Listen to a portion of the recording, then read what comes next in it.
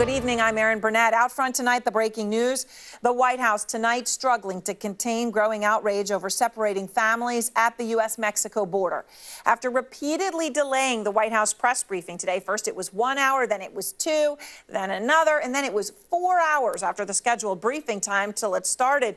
The Homeland Security Secretary Kirstjen Nielsen flew back from New Orleans, and she was the one who started the question and answer session even before Sarah Sanders took the podium. Nielsen was hit with the basics. Questions about the well-being of children in detention centers. Questions about what's happening inside those detention centers. Questions she should have been able to answer. Have you heard the audio clip of these children wailing that just came out today? I have not seen something that came out today. Why is the government only releasing images of the boys who are being held? Where are the girls? Where are the young toddlers? I don't know. I'm not familiar with those particular images, so I'd have to. Do you know where the girls are? Do you know where the young toddlers are? We have children in DHS care both, but as you know, most of the children after 72 hours are transferred to HHS. So I don't know what pictures you're referencing, but I'd have to refer you to HHS. Boys, but we just haven't seen any of the girls, any of the young toddlers, and you're saying that they are being well cared for. So how can you make that claim if you don't know where they are? It's not that I don't know where they are. I'm saying that the vast majority of children are held by Health and Human Services. We transfer them after 72 hours. I don't know what pictures you're speaking about, but perhaps they're been released to the public. They've been aired all over national television. Okay, by DHS or by HHS? DHS. Okay, so let's find out from HHS. And you know, kind of a basic thing. Where are all the girls and the toddlers? And what about if they're siblings with the little boys?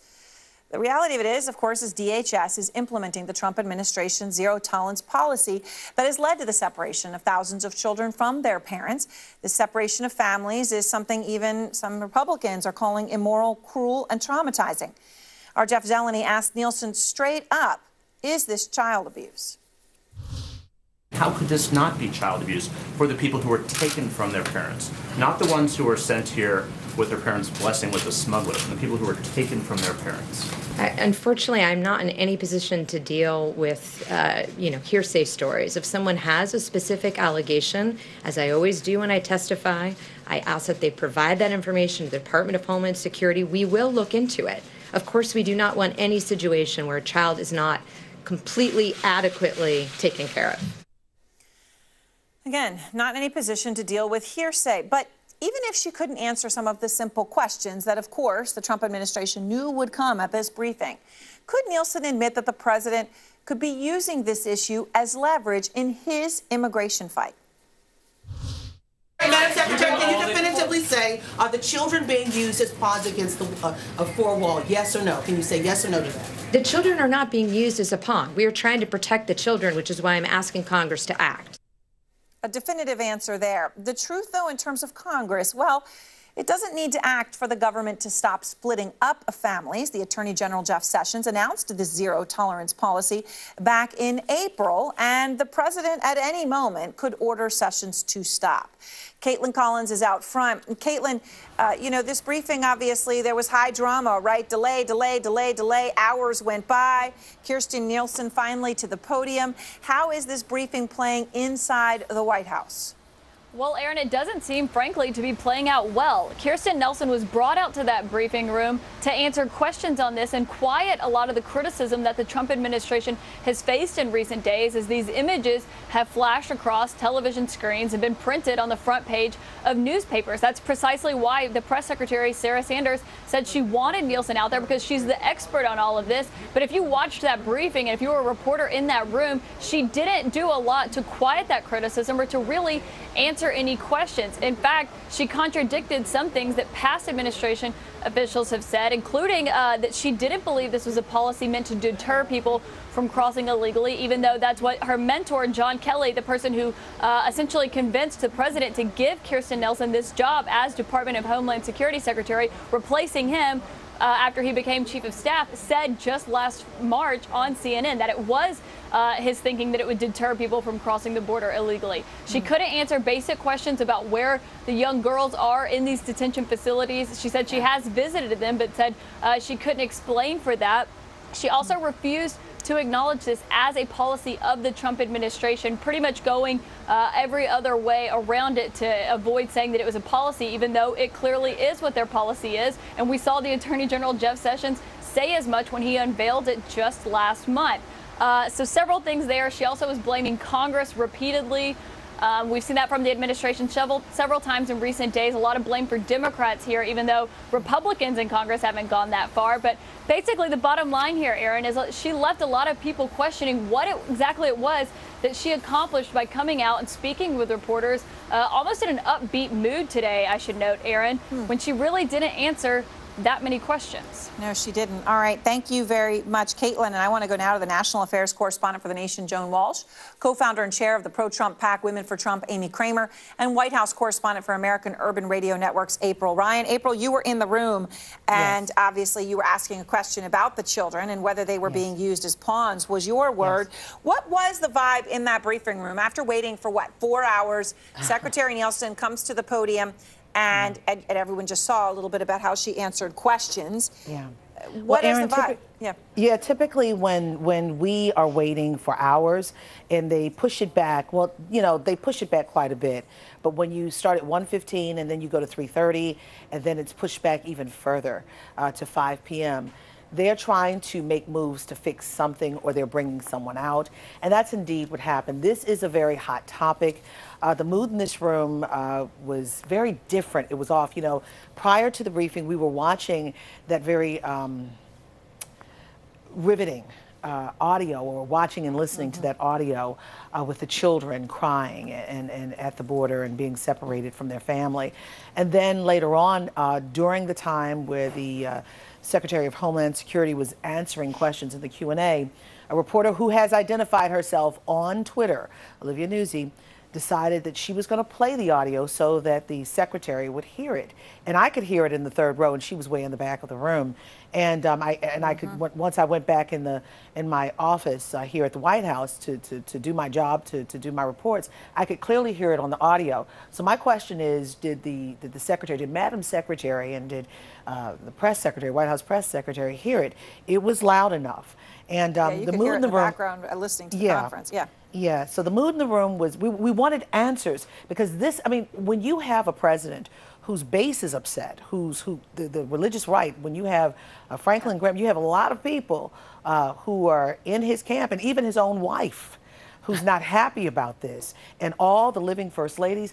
This is a big issue, and when you deal with children, the nation rises up, even if they're not children of America. These are children nonetheless, no matter where they come from. Right, and children, of course, as we all know, are children, no matter where they come from. All right, I'm going to play that audio in just a moment, but Joan, let me go to you here. The president of the American Academy of Pediatrics was talking to Gayle King this morning. Yeah. She said the practice of separating families, and specifically young children from their parents, is child abuse. Jeff Zeleny asked about it. I played a clip of that, but let me just play Kirstjen Nielsen's response again. How is this not specifically child abuse for these innocent children who are indeed being separated from their parents? So I want to be clear on a couple other things. The vast majority of children who are in the care of HHS right now, 10,000 of the 12,000, were sent here alone by their parents. That's when they were separated. We now care for them. We have high standards. We give them meals. We give them education. We give them medical care. There's videos. There's TVs. I visited the detention centers myself. That would be my answer to that question. She denies it's child abuse. It's child abuse. Now, if you take her numbers and say whatever you want to say about the 10,000 who the parents had sent here with other people. That's a different category of story. That, even by her math, that leaves 2,000 children we know who there were are at separated least from their children. 2,000 that the Trump administration separated from their parents. It is absolutely child abuse. Aaron, we're both moms. There's a long literature of what early maternal separation between parent and child does to a child long term, even if it's brief, if it's scary, especially if it's extended. And I could not believe that she sat there and denied it. She knows nothing about conditions. Everything that she was asked specifically about conditions in those facilities, she couldn't tell us a thing. So how can she say they're well cared for? We're hearing stories that children are not, they can't be hugged by these professionals, that because it's kind of a jail atmosphere, not a daycare atmosphere, they literally can't be hugged or picked up when they're crying for their mom. There's a story that a young teenager had to change the diaper of a toddler because the people in charge didn't feel like they were authorized to change diapers. They don't have the right people in place. They are not doing the right thing. They don't have the right facilities. This is child abuse, and it's being done in our name, and it's got to stop. Amy? Well, I think it's horrific that we're having to go through this, Erin. I mean, as a mom, I feel for these kids. I mean, my gosh, when I left Atlanta last night, I cried leaving my dog. And America is compassionate. We do care. But the fact of the matter is, this is Congress's responsibility. I don't care if you say it's Republicans or Democrats. Fix the damn problem and fix it now. That's what we need to do. Amy, and in that's the all there meantime, is to it. you got a point in that Congress needs to change the law, and we want to be a nation of laws. I get that. Yes. But in the meantime, the president has complete 100% jurisdiction on whether he goes ahead and does this. This is not a law. So to This say is a this, policy. Aaron, so This to is the say thing, he's going to pull Aaron, these and this is toddlers up to away their from their discretion. parents. Amy, Aaron, why is he doing that? Aaron, he tried to fix this problem back in the spring earlier this year when he went to the Democrats. The Democrats don't want to fix this problem. They want this to be their issue going into the midterms because higher taxes and less jobs is not a winning proposition for them. They don't want to fix the problem. That's the real issue here. This is a bipartisan bill with Republican support and Democrat support, and they refused. The Trump administration refused to sign it. They made clear they wouldn't sign it. April, are both sides using the children as pawns? Let me say this. This president and the head of Homeland Security could easily reverse this tonight. And they could easily do it right now. But at the issue, Sarah Huckabee said, when I asked the head of Homeland Security definitively, is this about children being used as pawns for a wall? She said no, but Sarah Huckabee Sanders came back when another reporter asked, can you just do it just on this piece if you work with Congress? She said it's all or nothing. So they want the wall included. That's right. So, I mean, if you have the issue right now... Do you have a problem with the wall, April? I mean, really, do you have a problem with it? I am a reporter. Why are you coming at me about the... I could care less about a wall. Because let me say this to you. I'm a reporter. Don't put this on me. Secure our borders. Why don't you talk about the people back there? Okay? Secure our borders. Don't accuse me. I'm a reporter. I'm asking questions. Okay? Let's get that straight. And it's not about politics. But the bottom line is, when you have children crying and you're hearing reports that these kids are being, you don't know who's changing diapers, there's something wrong. Right. I'm not weighing in one side or the other, but I'm saying there's something wrong, and this president can fix it. He could easily fix it. They're using children as hostages to get their wall. They have taken these children hostages. That is not true, Joan. That is not true. This is a policy. They are calling it a deterrence. They are calling it a bargaining position. What does securing the border have to do with toddlers being separated from their mothers? Amy, why are these things even in the same sentence? You said, then give me the wall. Why were you not so concerned about this when the Obama administration was doing it? When you're showing these pictures of these so-called cages, the Obama administration said they did not do this. The Obama administration said they did not do this. Yes, they did. Well, give us the facts. Give us the paper. Don't say it blindly. Give us the facts. Show me. Show me. The press came out and was running pictures of what happened back in 2014. And then when they were called out on it, they backpedaled. Now here we are. Let's secure the border, close the This is an issue of humanity, not about politics. This is an issue of humanity. Children from Emily, their this is an issue about humanity, not about politics. You even have You're Franklin right, Graham it is about humanity. We're also a nation of laws, and secure the damn border. You have Franklin Graham, who the president loves. Franklin Graham, who said this is about family and talking religion. I mean, come on, this is about humanity, about people. You talk about you have children and dogs. You know what? I have we a all question have for you. We all have children, right? And I want to know, would any of you send any one of your children to thousands of miles away without you, not knowing what's going to happen to that child? No, I would not. But you know what? Emily, since you brought me into this, Emily, since you brought this is the thing. Aaron, Emily, let me since you brought me into this, that's a totally different category. Aaron, let me say something.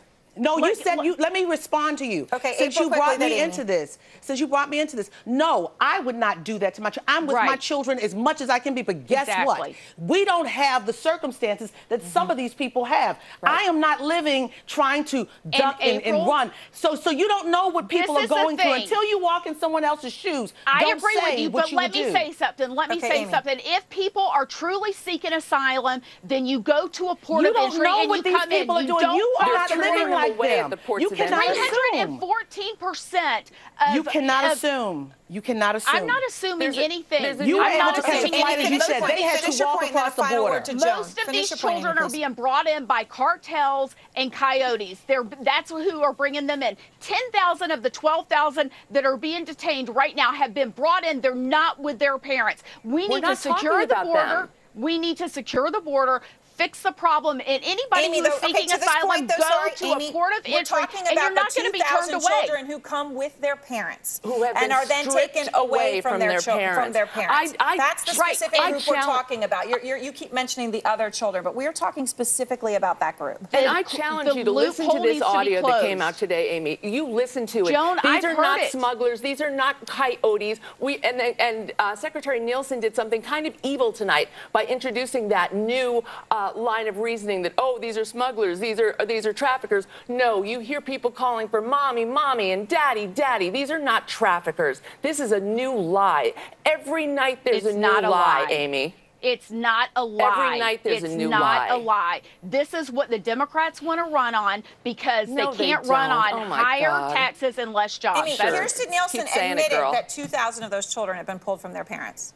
So if you're saying it's a lie, you're saying she's lying also. Let's close the loophole, Erin. Let's close the loophole. Why would you put a temporary What about the emergent issue now? What about the emergent issue now? What about the emergency of now? Right. Congress needs to fix it. They can fix it tonight. They're fix both this, in but you want everything. You want a wall. You want everything. But what about the emergent issue right now? Only Donald Trump can fix it tonight. He can end this our border policy. secure, and I want these children taken care of.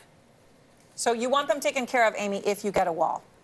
That's what you're saying. I mean, I want both of them. It doesn't have to be one or the other, Erin. But it does sound like you're saying one or the other. You're saying you're not going to help these kids unless you get the wall, right? Unless they can remain hurt. They can remain in a bad situation and hurt until you get a wall. And that could be years, months, whatever down the road. But the hurt will continue. Is that what you're saying?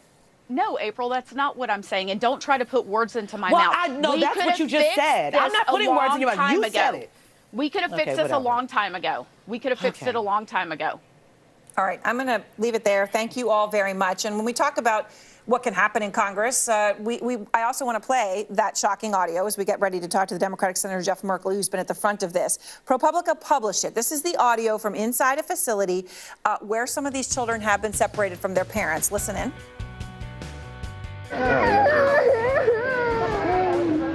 No llores. Vas a llegar con... Mira, ella te va a explicar. Senator Jeff Merkley has been inside those detention centers. He's out front. He's going to talk about that and answer Amy's question. Plus, two Trump confidants suddenly remembering a meeting